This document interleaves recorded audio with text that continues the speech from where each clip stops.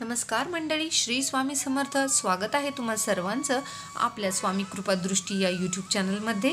स्वामी महाराजांच्या कृपेने तुमच्या सर्व चांगल्या इच्छा पूर्ण हो, हीच मी स्वामींच्या चरणी प्रार्थना करते आणि आजच्या नवीन व्हिडिओला सुरुवात करते.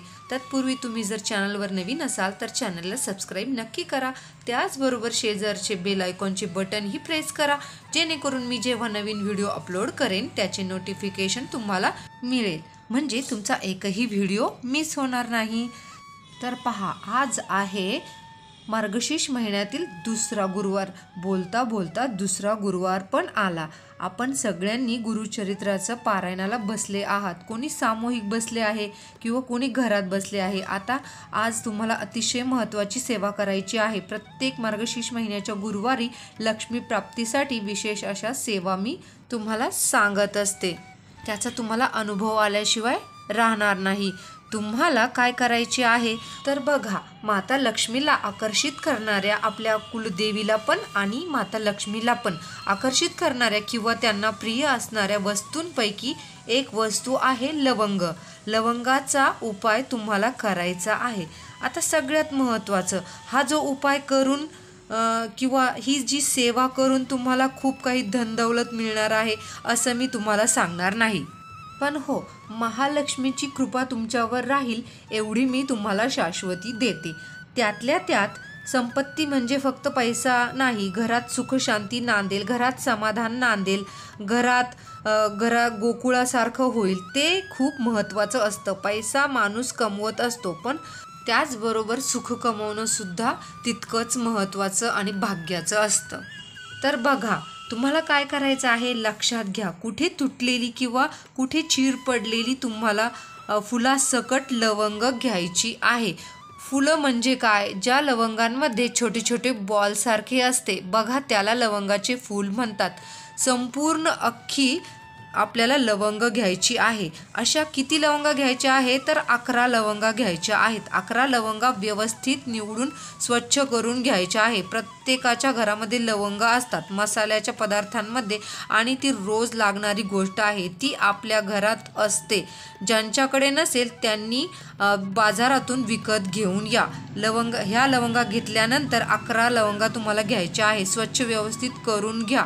लवंग घेतल्यावर काय करायचे आहे, महालक्ष्मी अष्टकम आपण जेव्हा मार्गशीर्ष गुरुवार धरत असतो तर त्या मार्गशीर्ष गुरुवारच्या पुस्तकामध्ये देखील महालक्ष्मी अष्टकम आहे. तुम्हाला सांगते, महालक्ष्मी अष्टकमची सेवा अतिशय फलदायी आहे. ज्या घरात वर्षभर म्हणजे 365 दिवस महालक्ष्मी अष्टकम पठण होतं तिथे कधीही कशाची कमी पडत नाही. ही शाश्वत सत्य आहे.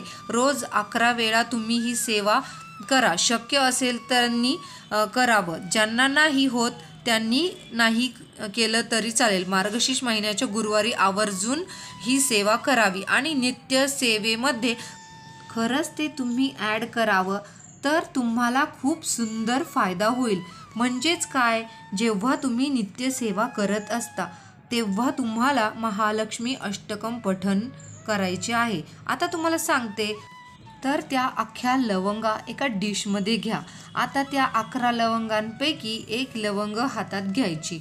हातात घेतल्यावर एक वेळा महालक्ष्मी अष्टकम म्हणायचे. नमस्ते अस्तु महामाये श्रीपठ सुरपूजिते शंखचक्र गदा हस्ते महालक्ष्मी नमोस्तुते. आता काय करायचं, जी लवंग आहे सेवा केली ती लवंग खाली ठेवायची. आता दुसरी लवंग हातामध्ये घ्यायची. परत एक वेळा महालक्ष्मी अष्टकम घ्यायचं, परत ती बाजूला ठेवायची. तिसरी लवंग घ्यायची.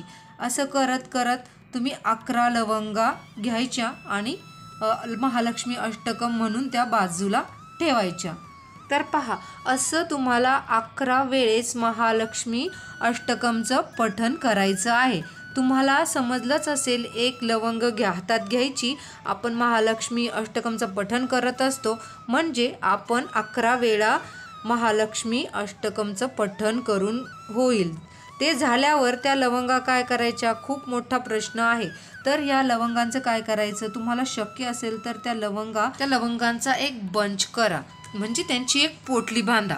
कुठल्याही लाल वस्त्रामध्ये लाल रंगाच्या कापडामध्ये त्यांची एक पोटली बांधून संपूर्ण मार्गशीर्ष महिना होईपर्यंत ती जी काही आपण जी पोटली बांधून ठेवलेली आहे ती महिनाभर तुम्ही तुमच्या देवघरामध्ये ठेवू शकता। रोज त्याची तुम्हाला पूजा करायची आहे।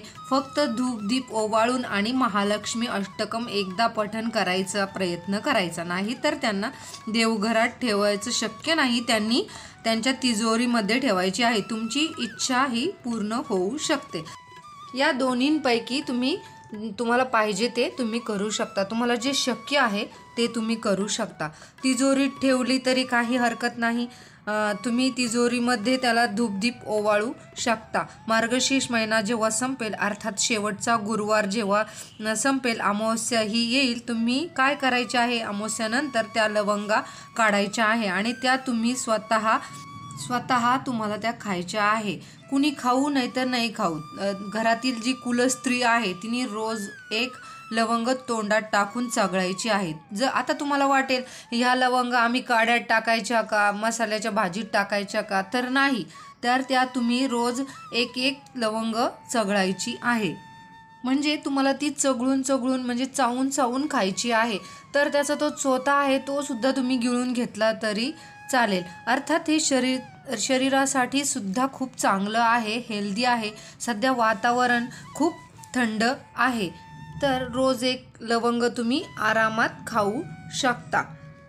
आता पहा, अतिशय प्रभावी सेवा ही महालक्ष्मी अष्टकमची किंवा तुम्ही देवघरात ठेवलेल्या मार्गशीर्ष महिना संपेपर्यंत तुम्ही काढू शकता। आता आपण जर ही उद्या सेवेला अर्थात दुसऱ्या, तिसऱ्या, चौथ्या, पाचव्या या 4ही गुरुवारी त्यांची पूजा तुम्ही करायची आहे। तुम्ही महालक्ष्मीची मांडणी जिथे करता तुम्ही त्या लवंगा तिथे ठेवू शकता।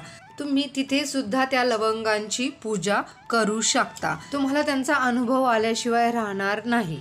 तुम्हाला माहिती आहे, भगवान विष्णूंची सेवा आपण करत असतो, महालक्ष्मीची सेवा आपण करत असतो। महालक्ष्मी अष्टकम हे खूप प्रभावी सेवा आहे आणि त्यावर तुम्ही लवंगांचा उपाय करत असता।